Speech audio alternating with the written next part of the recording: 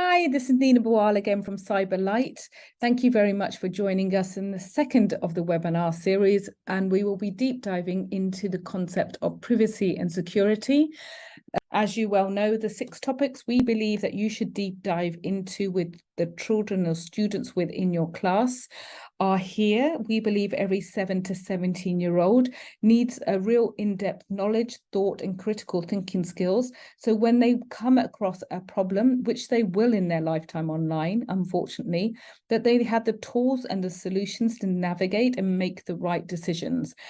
We don't want to leave children in a position online where they are incredibly vulnerable and they don't know what to do, or they feel very anxious, or they put themselves in harm's way without really realizing it. And as we learned from the last topic, the permanency of the internet means if a situation does occur, often it remains online and becomes an issue that can be ongoing, which is incredibly dangerous. So today we're going to deep dive into privacy and information security. And I know a lot of people find this topic slightly dry, and unfortunately, it's not the most engaging of topics in terms of what the case studies or stories. However, it is the one that will keep our children the most safe. It is the one that they need to have and gives you a tool or a solution right away that they can use or implement on their device. So it's an incredibly important one that we do and that we look into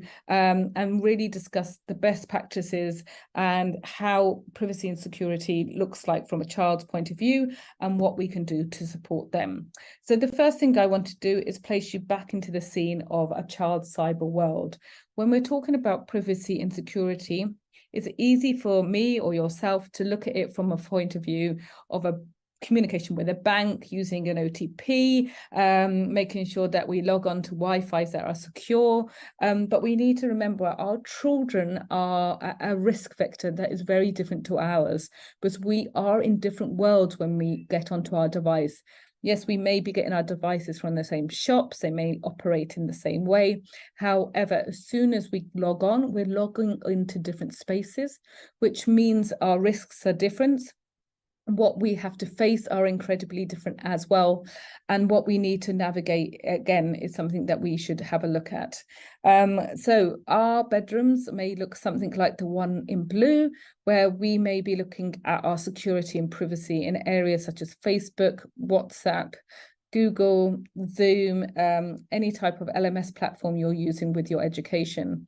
Our children are on different platforms. So first of all, whenever you have a conversation with a child about the situation, we need them to map out their landscape, write down what apps they're on, what they utilize, and really what sort of tools or why they're using it. From there, we really understand, are they in a secure or an unsecure place? I'm going to take you back to the same slide that I shared in the last module, where I was looking at Snap as a case study to understand the vulnerabilities children have when they're considering themselves in a space online. Just to take you back to the vulnerabilities on Snap, one of them was the geography of where the children are. Are they sharing way too much information? Are they sharing photos or knowledge with people they don't know in the real world? These are some of the things that we need to get our kids to understand when they're looking at their security. One of the other apps that I will just dive into where I do look at privacy concerns is at TikTok. TikTok, a lot of our children are on. It's an addictive app. It's something that you may be on. I am as well. And it's something that is very enjoyable. So it becomes something that we can't discuss children not being on, but how do they keep themselves in a safe space, first of all? So the easiest way with both the apps that I've just shown you now, or the apps that your children will say that they are on, is to first discuss the settings. It's important to know, and it's important for students to be aware of, when they are on a piece of technology, the technology believes what we've told it. So if we have come into the technology, be it YouTube, be it TikTok or Snap, as an adult, the technology will treat us as an adult. So the information they feel that we can receive or should be looking at will be of adult content. We need to give license or support to children to say, if you tell an app how old you are, they will safeguard you. They will act as the educator. They will act in a way where you know you're in safe. The way I liken it is they put you in a separate room away from the adults with people your own age. So for case in point, something like TikTok, once you tell TikTok the age of the child, only children that age and younger will see the content that they produce, or will be able to communicate with them or leave them comments or messages. If they then throw their technology into a private mode, they are in a safer space once again.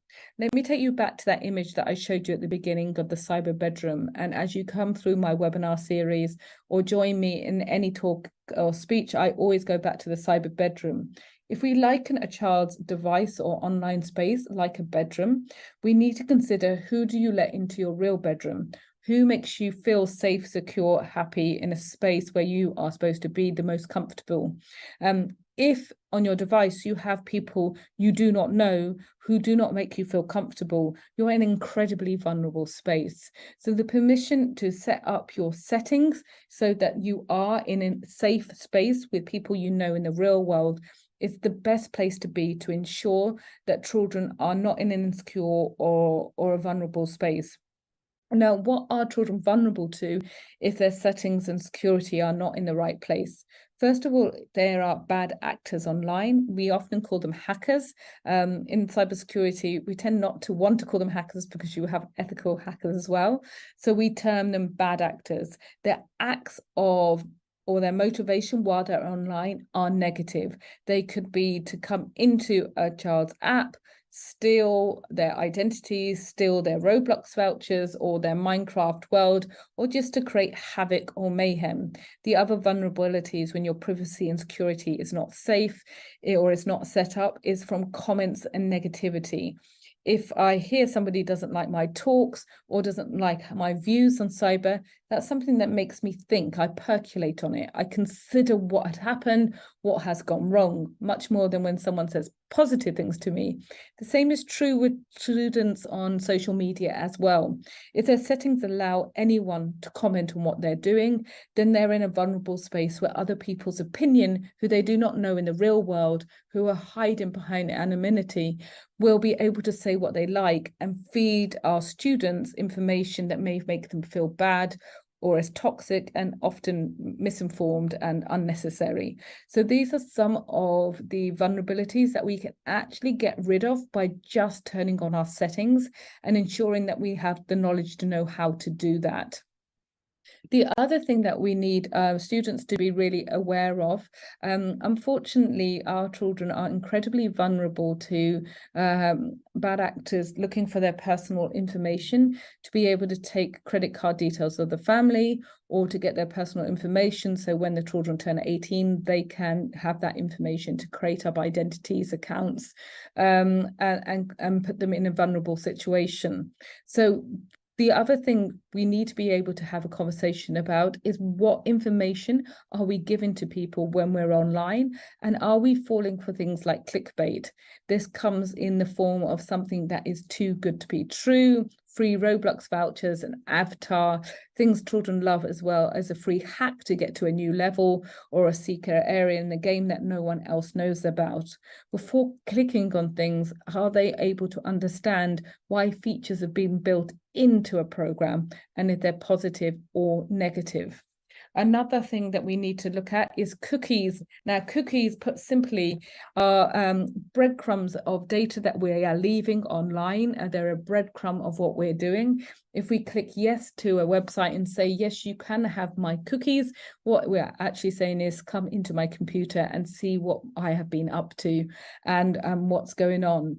The reason that technology companies want to know this information is so they can target advertising at us, they can target news at us and things to put us in a situation where we could be manipulated to buy something.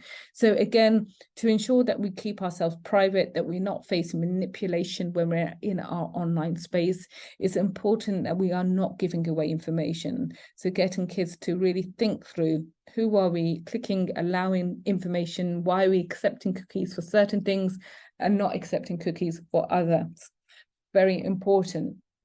One of the biggest topics when we're talking about privacy and security is actually our digital hygiene, something I know that we're not very good at as adults. And so it's really important that we actually give the tools for students to be able to navigate this conversation and do these things while they're young. So hopefully it'll be like wearing the car seat belt. While my generation never did it when we were younger, this generation would be horrified if people aren't wearing their car seat belt. The same should be true of digital hygiene.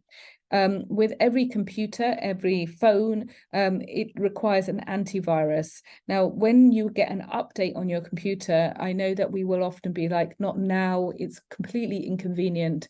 But what is happening in that situation is the developer or the technology company has realized there's a vulnerability in their program, and they're pushing out a patch, which is patching. And so without an antivirus or pushing the button and saying, yes, you can update my machine, we're putting ourselves and our hardware in danger. So it's incredibly important we teach that. The other thing we need to teach, especially to students who are very, very trusting of each other. Often I will ask students, do you know your friend's passwords? And they will say, yes, I do. What they don't understand is that friend may not be a friend one day, or the friend may tell someone else, or a bad actor can manipulate you online to give that information out. So one of the things to do is ensure that we never share our passwords, but to also set up a 2FA. A 2FA, simply put, is two-factor authentication. How me and you see two-factor authentication on a daily level is when we go to the bank to get cash out, we need our credit card, and we also need our PIN number. So there's two lines to get through before we can do anything. The same is true when you have an online account. To get students to understand, when we set up a password, we're actually telling two people, ourselves and the developer. Now, if the developer gets hacked, your password is out there. So one, never rinse or repeat your password. Two, if you have set up an OTP or 2FA, a bad actor can have your password, but they still can't get into your account. It sometimes feels this doesn't apply to children because they don't have money. But if you've seen a child who loses their Roblox account or Minecraft world that they spent so long on, or a score that they have in a gaming platform, or their Instagram account, which is personal with their own photos, get hacked and all that information disappear, you can see that it has real life consequences. So this digital hygiene is incredibly important that we're teaching our children really early on. So that wraps up a real glance at privacy and security, to be able to have deeper conversations about the importance of setting up ourselves securely online. Thank you very much, and we'll speak to you in the webinar series.